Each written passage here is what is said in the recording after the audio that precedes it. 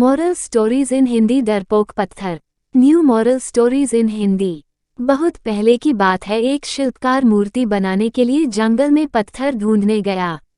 वहां उसको एक बहुत ही अच्छा पत्थर मिल गया, जिसको देखकर वह बहुत खुश हुआ और कहा, यह मूर्ति बनाने के लिए बहुत ही सही है। जब वह आ रहा था तो उसको एक और पत्थर मिला। उसने उस पत्थर को भी अपने साथ ले लिया। घर जाकर उसने पत्थर को उठाकर अपने औजारों से उस पर कारीगरी करनी शुरू कर दिया। औजारों की चोट जब पत्थर पर हुई तो वह पत्थर बोलने लगा कि मुझको छोड़ दो, इससे मुझे बहुत दर्द हो रहा है। अगर तुम मुझ पर चोट करोगे तो मैं बिखर कर अलग हो जाऊंगा। तुम किसी और पत्थर पर मूर्ति बना लो। पत्थर की बात सुनकर शिल्पकार को दया आ गई।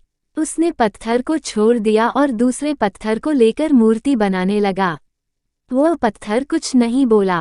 कुछ समय में शिल्पकार ने उस पत्थर से बहुत अच्छी भगवान की मूर्ति बना दी। गांव के लोग मूर्ति बनने के बाद उसको लेने आए। उनने सोचा कि हमें नारियल फोड़ने के लिए एक और पत्थर की जरूरत होगी। उन्होंने वहां रखे पहले पत्थर को भी अपने साथ ले लिया। मूर्ति को ले जाकर उन्होंने मंदिर में सजा दिया और उसके सामने उसी पत्थर को रख दिया। अद्भुत कपड़ा। तेनाली रामा स्टोरी हिंदी।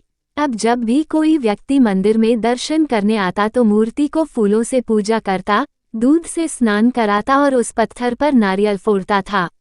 जब लोग उस पत्थर पर नारियल फोड़ते तो बहुत परेशान होता, उसको दर्द होता और वह चिल्लाता, लेकिन कोई उसकी सुनने वाला नहीं था।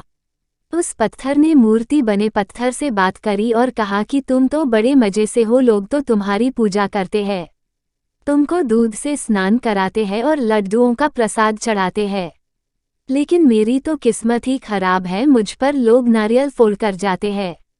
इस पर मूर्ति बने पत्थर ने कहा कि जब शिल्पकार तुम पर कारीगरी कर रहा था, यदि तुम उस समय उसको नहीं रोकते तो आज मेरी जगह तुम होते, लेकिन तुमने आसान रास्ता चुना, इसलिए अभी तुम डैक उठा रहे हो। उस पत्थर को मूर्ति बने पत्थर की बात समझ आ गई थी। उसने कहा कि अब से मैं भी कोई शिकायत नहीं करूंगा। इसके बाद लोग आकर उस पर नारियल फोड़ते।